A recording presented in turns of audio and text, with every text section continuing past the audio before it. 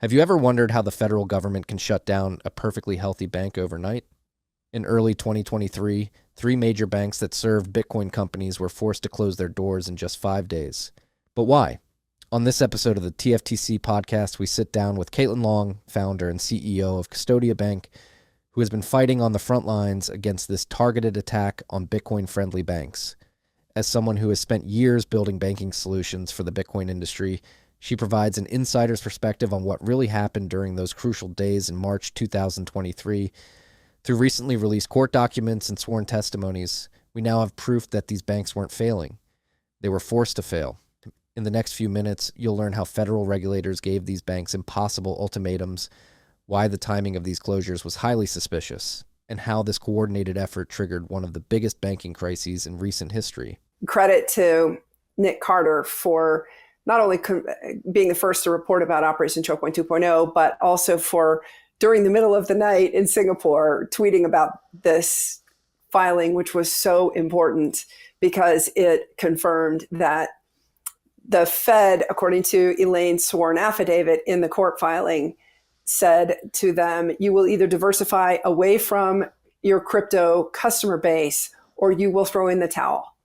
I'm paraphrasing, but diversify means you have to go from 100% of your customers being crypto companies to having 15% of your customers being crypto companies. And I'm sure they gave them an impossibly short period of time to do that.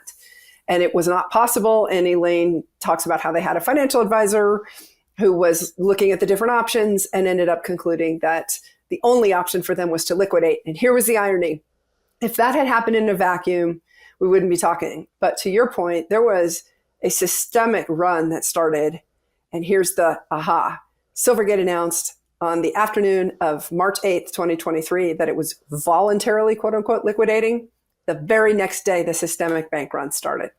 When federal regulators tell a bank they must cut down their crypto customer base from 100% to 15%, they're essentially forcing that institution to close. Silvergate had built their entire business model around serving cryptocurrency companies responsibly and safely. They couldn't just magically find a completely new customer base overnight. What's particularly troubling about this revelation from Elaine's affidavit is that it shows how regulators can use behind-the-scenes pressure to achieve their goals without any public oversight. At 10:31, we were watching this unfold in real time, and the ripple effects were immediate throughout the entire banking sector. What started as a targeted attack on one crypto-friendly bank quickly spiraled into a broader banking crisis that affected institutions far removed from the cryptocurrency industry. The fact that this all began with an ultimatum from the Federal Reserve demonstrates how concentrated power in our financial system can have widespread, unintended consequences. This kind of regulatory pressure isn't just about one bank or one industry. It's about the government's ability to effectively shut down entire sectors of the economy through banking regulations. The speed at which this happened and the domino effect it created shows just how interconnected and fragile our banking system really is. So the smoking gun, and to rewind this for everybody, take a trip down memory lane, particularly with Silvergate. We'll go through Silvergate and Signature. Silvergate got caught up in FTX, and the narrative around the run on Silvergate was that they had taken customer deposits, they were lending them out, and they didn't have enough cash on the balance sheet to pay depositors as they were withdrawing their cash. That wasn't the case. If you understand Silvergate's balance sheet and the way they were handling their crypto-backed loans, like they were ensuring that they had plenty of cash to make sure that they, and treasury reserves to make sure that they could handle withdrawals as they were coming. They wanted to be 100% backed, even though they're not regulatorily mandated to do so. But they understood that they're in a risky industry, and they just wanted to provide those assurances to their customers, and they did. The mainstream media's portrayal of Silvergate's situation was completely backwards. Far from being a reckless institution, Silvergate was actually operating more conservatively than most traditional banks. They maintained high cash reserves and treasury holdings specifically because they understood they were working in a new and developing industry. This level of responsibility and risk management is exactly what you'd want to see from a bank working with innovative technologies. But instead of being praised for their prudent approach, they were essentially punished for who they chose to serve. This reveals a troubling pattern where regulators seem more concerned with who a bank does business with rather than how safely they conduct that business.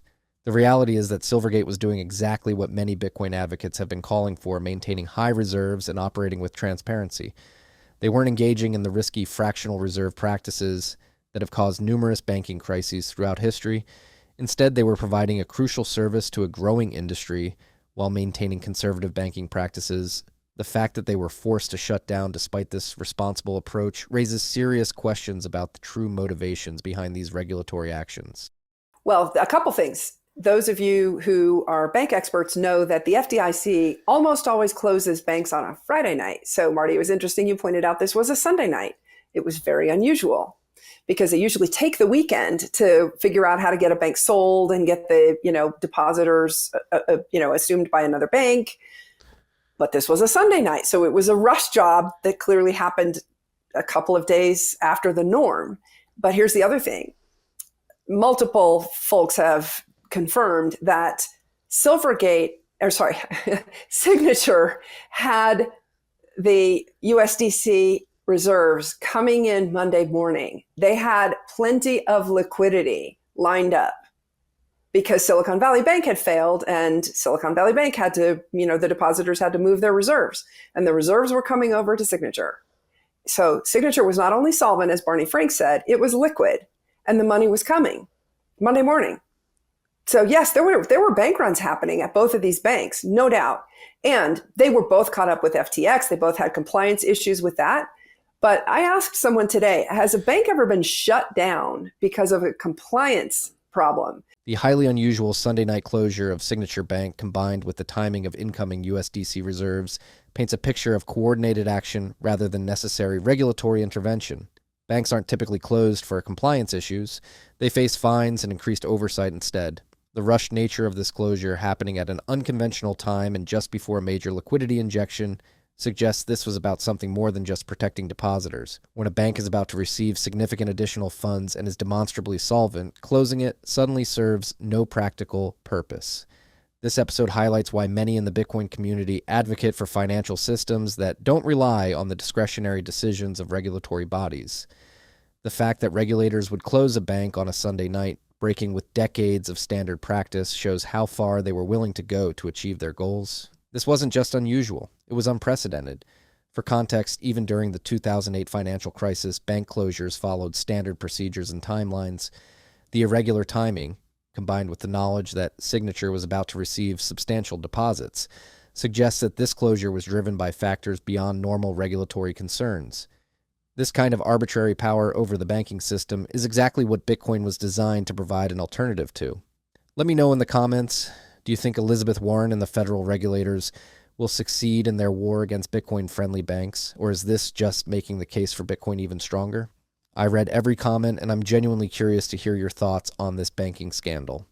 Speaking of regulatory attacks on Bitcoin, our last video breaks down how central banks are desperately trying to discourage Bitcoin adoption through carefully crafted research papers. The connection between these bank closures and central bank propaganda reveals a coordinated effort to slow Bitcoin's momentum. Click the video on your screen now to understand what central banks are really saying about Bitcoin and why their own words are actually making the case for Bitcoin stronger than ever. If you want to stay ahead of these critical developments in the battle for monetary freedom, subscribe to the channel where we break down these crucial stories every week. Stack sats and stay humble.